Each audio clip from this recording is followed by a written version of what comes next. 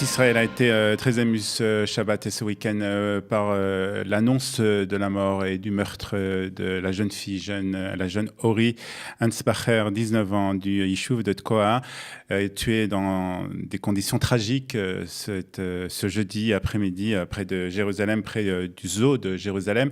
Pour en parler, nous sommes en ligne ce matin avec une habitante de Tkoa qui est ce matin avec nous. Boker Tov, bonjour Mazal. Boker Tov, bonjour. Vous êtes habitant de Tkoa depuis longtemps? Depuis 8 ans. 8 ans. Alors, vous ne connaissiez pas personnellement Ori, mais vous connaissiez la famille Ansbacher, puisque c'est une famille assez connue, assez ancienne dans le Yishuv de Tkoa. Qu'est-ce que vous pouvez nous dire sur la famille? C'est une famille en effet très importante. La mère d'Ori est, je dirais, un pilier de l'école de Tkoa. Elle est à la fois Rakezet, conseillère, Mora.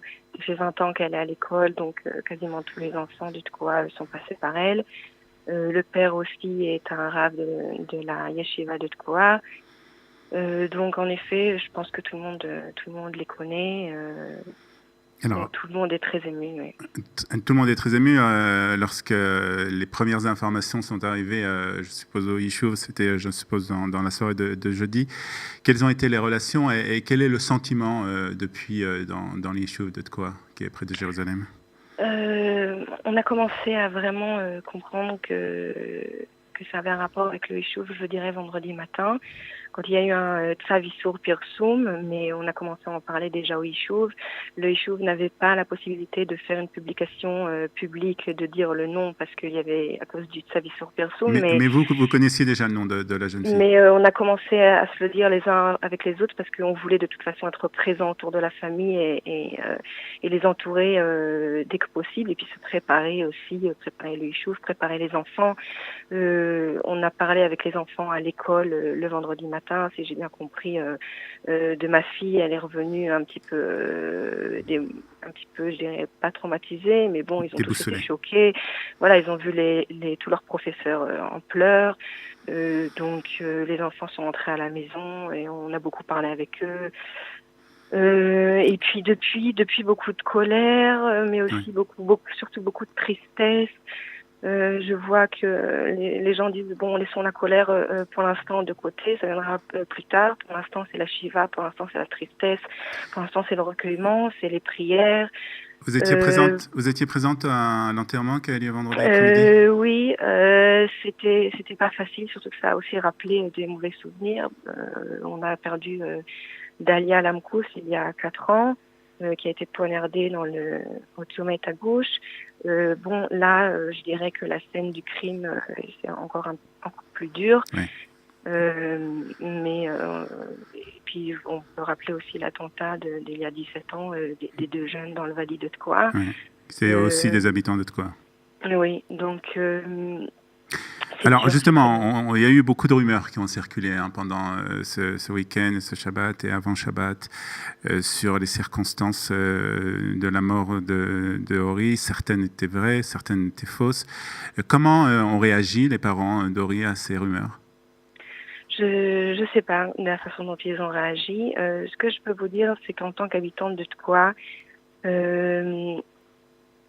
j'étais assez surprise que certains lèvent le fait que, par exemple, elle soit sortie seule dans la forêt, comme si on essayait de trouver, je dirais, un grain d'explication. Ouais. Donc, comme si elle était responsable, en fait. Oui, voilà, je n'osais pas le dire, mais exactement.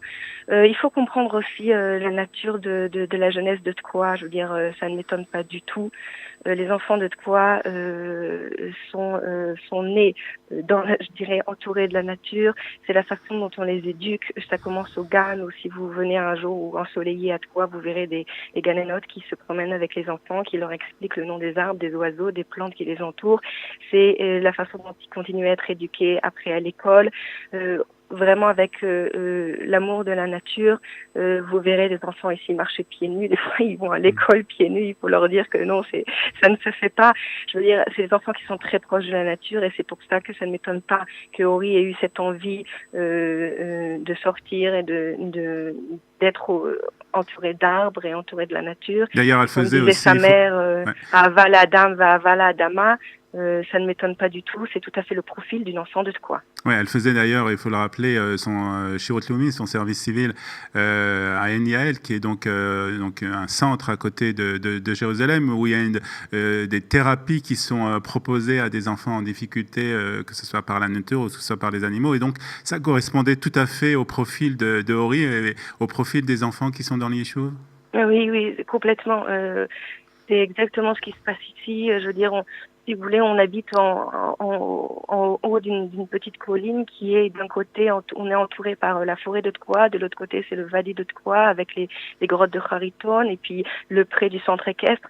Les enfants ont l'habitude d'être tout le temps dehors. Je veux dire, chez moi, il n'y a pas la télé par exemple. C'est pas du tout pour une raison religieuse. Je suis complètement, je dirais, voilà, pas du tout religieuse dans le sein de ma maison, mais c'est parce qu'il y a pas d'utilité. Nos enfants sont toujours dehors, toujours dans la nature. Donc, ça ne m'étonne pas du tout qu'elle ait voulu, peut-être au milieu d'une journée, de sortir et puis de s'isoler. Alors, on a arrêté un Palestinien, donc a reconnu avoir fait cet horrible meurtre sur cette jeune fille, sur Ori.